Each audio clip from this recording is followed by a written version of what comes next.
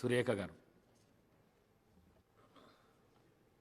అధ్యక్ష, ఈరోజు ఈ శాసనసభకు మూడవ తెలంగాణ శాసనసభకు ఏకగ్రీవంగా మీరు స్పీకర్గా ఎన్నికైన సందర్భంగా ముందుగా మీకు శుభాకాంక్షలు తెలియజేస్తా ఉన్నాను. ఈ ఎన్నికకు సహకరించిన అన్ని పార్టీల నేతలకు, అదేవిధంగా మన ముఖ్యమంత్రి రేవంత్ రెడ్డి గారికి ప్రత్యేక ధన్యవాదాలు తెలియజేస్తా ఉన్నాను. ఈ ఎన్నిక ద్వారా కాంగ్రెస్ పార్టీ మళ్ళీ ఒకసారి దళిత పక్షపాతి అని నిరూపించుకున్నది. నేను దాదాపుగా ఇది 5వసారి శాసనసభకు ఎన్నిక కావడం. ఆ రోజు యనమల రామకృష్ణుడి దగ్గర నుంచి మొదలు పెడితే కిరణ్ కుమార్ రెడ్డి గారు, సురేష్ రెడ్డి గారు, మత్సూదనాచారి గారు, ఆ తర్వాత మీ ఆధ్వర్యంలో ఈ సభలోకి అడుగు పెట్టడం జరిగింది. ఈ సభ యొక్క పవిత్రత గురించి అందరూ కూడా చెప్పడం జరిగింది. ఎన్ని ఒకరి మధ్యలో ఒకరు ద్వేషాలు ఉన్నా ఈ సభలోకి వచ్చిన తర్వాత అందరం కూడా ప్రజల కోసం, ప్రజల సమస్యల కోసమే మాట్లాడాల్సింది. ఈ సభలో ఎన్ని వాదోపవాదాలు జరిగినా, ఎన్ని దూషణలు చేసుకున్నా కూడా ఈ సభ తలుపు దాటంగానే అందరూ కూడా శాసనసభలో ఒక స్నేహిత భావంతో ముందుకెళ్తారు.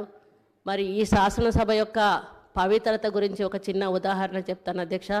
ఆ రోజు మైసూరారెడ్డి గారు ఈ శాసనసభలో ఉన్నప్పుడు నేను శాసనసభ్యురాలుగా ఉన్నాను. ఆయన చైన్ స్మోకర్ అధ్యక్ష.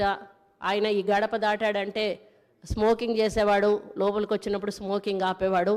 మేము మహిళా శాసనసభ్యురాలందరికీ కూడా ఆ రోజు నేదులమల్లి జనార్దన్ రెడ్డి గారి భార్య రాజలక్ష్మి గారు తినడానికి ఏమైనా తెచ్చేవాళ్ళు. అందరం కలిసి శాసనసభలోనే అవి తినేటప్పుడు అయినా సీరియస్గా మా దగ్గరికి వచ్చి, అమ్మ ఈ సభకు ఒక గౌరవం ఉంది, దీనికి ఒక ప్రతిష్ట ఉంది, సభ లోపల ఇలాంటి కార్యక్రమాలు మీరు చేయకూడదు, మీరు తినాలనుకుంటే బయటికి వెళ్ళి తినండి అని ఆయన ఆదేశించేవారు అధ్యక్ష. అటువంటి పవిత్రత ఈ శాసనసభకు ఉంది. కాబట్టి ఇప్పుడు ప్రతిపక్షాలు మాట్లాడినట్టుగా, మరి అధికార పక్షాలు మాట్లాడినట్టుగా మీరు ఈ సభకు ఒక తండ్రి లాంటి వాళ్ళు. అదేవిధంగా నాలాగా ఒక ఎంపీటీసీ స్థాయి నుంచి, ఎంపీపీ స్థాయి నుంచి ఈరోజు స్పీకర్ స్థానానికి రావడం మామూలు విషయం కాదు అధ్యక్ష. మీరు మీ బాధ్యతలను అందరూ కోరినట్టుగా నిష్పక్షపాతంగా నిర్వహించి ఈ శాసనసభకు ఒక హుందాతనాన్ని ఇస్తారని ఆశిస్తూ ఉన్నాను అధ్యక్ష. మామూలుగా పదవితో కొంతమందికి వన్నె వస్తుంది, కానీ మీ పదవితో మీరు పదవికి వన్నె తెస్తారని మీ వ్యక్తిత్వంతో నేను ఆశిస్తూ, మీ ద్వారా ఈ శాసనసభ మంచి సాంప్రదాయాలతో, మంచి ఆలోచనలతో ముందుకెళ్ళి ప్రజా సమస్యల పరిష్కార దిశగా నడవాలని కోరుకుంటూ సెలవు తీసుకుంటూ మళ్ళీ ఒకసారి మీకు శుభాకాంక్షలు తెలియజేస్తున్నాను అధ్యక్ష. మూడవ తెలంగాణ శాసనసభ యొక్క సభా అధ్యక్షుడిగా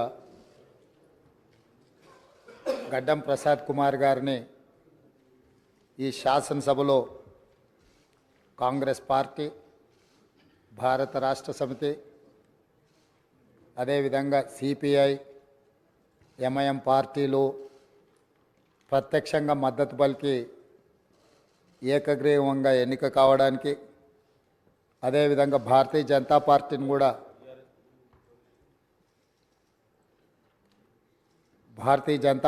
కూడా సంప్రదించడం జరిగింది. వారు కూడా పరోక్షంగా ఈ ఎన్నిక ఏకగ్రీవం కావడానికి సహకరించినరు. సభాపక్ష నాయకుడిగా మా సభ్యులకు, భారత రాష్ట్ర సమితి అధ్యక్షుడు మరియు శాసనసభ్యులకు, ఎంఐఎం అసదుద్దీన్ ఓవైసీ గారికి, అక్బరుద్దీన్ ఓవైసీ గారికి, సిపిఐ పార్టీ నాయకులకు అందరికీ, ఆ పార్టీ అధ్యక్షులకు, శాసనసభ్యులందరికీ కూడా ఈ సభాపక్షాన మనస్ఫూర్తిగా వారికి ధన్యవాదాలు తెలియజేస్తున్నాను. ఈ సభ ఒక మంచి సాంప్రదాయానికి మొదటి రోజే మనమందరము ఒక మంచి సాంప్రదాయాన్ని ముందుకు తీసుకెళ్ళడానికి అందరూ సహకరించడం, ఈ సాంప్రదాయం భవిష్యత్తులో కూడా కొనసాగాలి. ఈ మంచి సాంప్రదాయము సభ సమన్వయంతో, అందరి సహకారంతో ఈ సమావేశాలను మనం నిర్వహించుకుంటే తెలంగాణ ప్రజల యొక్క ఆకాంక్షను, తెలంగాణ ప్రజల యొక్క ఆలోచనను ఈ సభ ద్వారా పరిష్కరించడానికి అవకాశం ఉంటుంది. అదేవిధంగా గడ్డం ప్రసాద్ కుమార్ గారు నా సొంత జిల్లా, నేను ఎక్కడి నుంచి అయితే శాసనసభ్యుడిగా ప్రాతినిధ్యం వహిస్తున్నానో ఆ ప్రాంతం వాడు. వికారాబాద్కి చరిత్రలోనే గొప్ప పేరుంది. నిజాం సర్కారు ఉన్నప్పుడు చాలా రుగ్మతలు ఉన్న వాళ్ళకి వైద్య సహాయం అందాల్సిన వివిధ రకాల ఇబ్బందులు ఉన్న వాళ్ళందరినీ కూడా వికారాబాద్ గుట్ట మీద వైద్యం చేస్తే అందరికీ ఆ రుగ్మతలు తగ్గి సమస్యలు పరిష్కారం అవుతాయని తెలుసు. ఇప్పటికి కూడా అక్కడి వాతావరణం, అక్కడి గాలి, అక్కడి నేల ఒక మంచి వైద్యానికి ఉపయోగపడే ప్రాంతం. ఆ ప్రాంతం నుంచి వచ్చిన గడ్డం ప్రసాద్ కుమార్ గారు మన 3వ శాసనసభకు స్పీకర్గా ఎన్నిక కావడం ద్వారా సమాజంలో ఉన్న ఎన్నో రుగ్మతలను, సమస్యల్ని ఈ సభలో వారి నాయకత్వాన చర్చ జరిగి పరిష్కారం అవుతుందని చెప్పి నేను స్పష్టంగా భావిస్తున్నాను, ఆశిస్తున్నాను. అదేవిధంగా వారు అతి సామాన్యమైన కుటుంబం. వెనుకబడి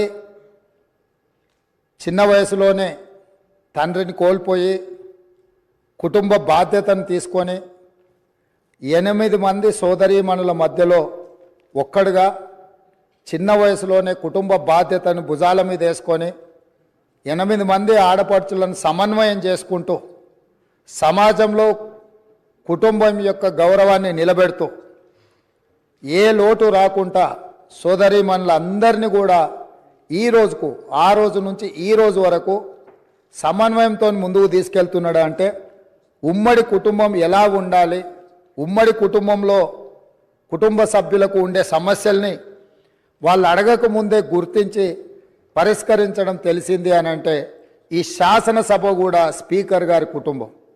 మనందరం కూడా వారి కుటుంబంలో సభ్యులం.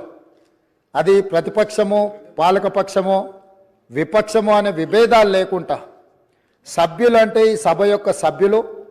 ఆ సభ్యులు లేవనెత్తే అంశాలను, వారు లేవనెత్తిన అంశాలలో ఉన్న లోతును దృష్టిలో పెట్టుకొని తప్పకుండా స్పీకర్ గారు ఆ సమస్యలకు పరిష్కారం చూపిస్తారు. ఒక కుటుంబాన్ని, ఉమ్మడి కుటుంబాన్ని నడిపించడం, సమన్వయం చేయడం, సమాజంలో ఆ కుటుంబం యొక్క గౌరవాన్ని నిలబెట్టడం తెలిసిన వ్యక్తులు ఈ సభకు సభాధ్యక్షుడు అయిందంటే మన అందరి యొక్క హక్కులను తప్పకుండా వారు కాపాడతారు. అదేవిధంగా వారు రాజకీయ ప్రస్థానం, స్థానిక సంస్థలు ఒక ఎంపీటీసీగా వారి రాజకీయ ప్రస్థానం మొదలయ్యి అక్కడి నుంచి వారు ఎంపీపీ అవ్వడం, 2008 ఉప ఎన్నికలలో శాసనసభ్యుడిగా ఎన్నికవ్వడం, 2009లో తిరిగి వారు శాసనసభ్యుడిగా ఎన్నికవ్వడం, తర్వాత వారు మంత్రిగా సేవలు అందించడం, హ్యాండ్లూమ్ వీవర్స్కి వాళ్ళకున్న లోన్లు కానీ లేకపోతే వాళ్ళ సమస్యలను పరిష్కరించడంలో క్రియాశీలక పాత్ర పోషించడము, వారు మంత్రిగా ఉన్నప్పుడు వికారాబాదును శాటిలైట్ టౌన్గా గుర్తించి కీర్తిశేషులు పెద్దలు జైపాల్ రెడ్డి గారు అర్బన్ డెవలప్మెంట్ మినిస్టర్గా ఉన్నప్పుడు ఢిల్లీకి వెళ్ళి వారితో మాట్లాడి వికారాబాద్ పట్టణాన్ని శాటిలైట్ టౌన్గా గుర్తించి 2200 కోట్ల రూపాయలు మంజూరు చేయించి అక్కడ అభివృద్ధి కార్యక్రమాలను ముందుకు తీసుకెళ్ళి ఆ రోజు వారు అక్కడి ప్రజల యొక్క సేవలో వారు ముందున్నారు. అదేవిధంగా అక్కడ మెడికల్ కాలేజ్ కావాలని వారే ఆ రోజు ఆ ప్రతిపాదన తీసుకొచ్చి ఈరోజు మెడికల్ కాలేజ్ మంజూరైంది. ఇంకా స్టాఫ్, ఇతర అంశాలు కూడా కొన్ని ఉన్నాయి. వారే అక్కడి నుంచి ఆదేశాలు ఇచ్చి తప్పకుండా ఆ సమస్యను పరిష్కరించడమే కాకుండా అప్పా జంక్షన్ నుంచి వికారాబాద్ మన్నగూడ చౌరస్తా వరకు రోడ్ వైడనింగ్ విషయంలో కానీ వీట్లల్లో కూడా వారు ప్రత్యేకమైన చొరవ చూపించి ప్రాంతం యొక్క అభివృద్ధిని వారు ఎప్పుడూ మర్చిపోకుండా, వారు ఎన్నికలలో గెలిచిన ఒకవేళ ఫలితాలు వారికి అనుకూలంగా రాకపోయినా వారెప్పుడు కూడా ప్రజలకు దూరంగా ఉండలేదు.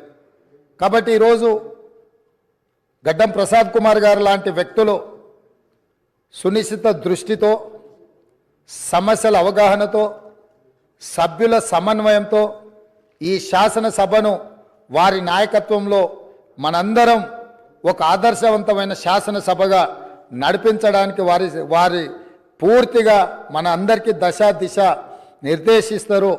వారిని మనస్ఫూర్తిగా ఎంపీటీసీ నుంచి శాసనసభాపతిగా ఈరోజు బాధ్యతలు నిర్వహించే వరకు వారి యొక్క రాజకీయ ఎదుగుదల కావచ్చు, ప్రజా సమస్యల పరిష్కారంలో కావచ్చు వారి యొక్క కృషిని అభినందిస్తూ నేను ఏ ప్రాంతం నుంచి అయితే శాసనసభ్యుడిగా ఎన్నికైనానో మా ప్రాంతానికి సంబంధించిన శాసనసభ్యులే ఆ ప్రాంత నివాసే వికారాబాద్ జిల్లా ఒకప్పుడు డాక్టర్ మర్రి చెన్నారెడ్డి గారు ఆ ప్రాంతం నుంచి వచ్చి దేశ రాజకీయాలలోనే అత్యంత క్రియాశీలక పాత్ర పోషించారు.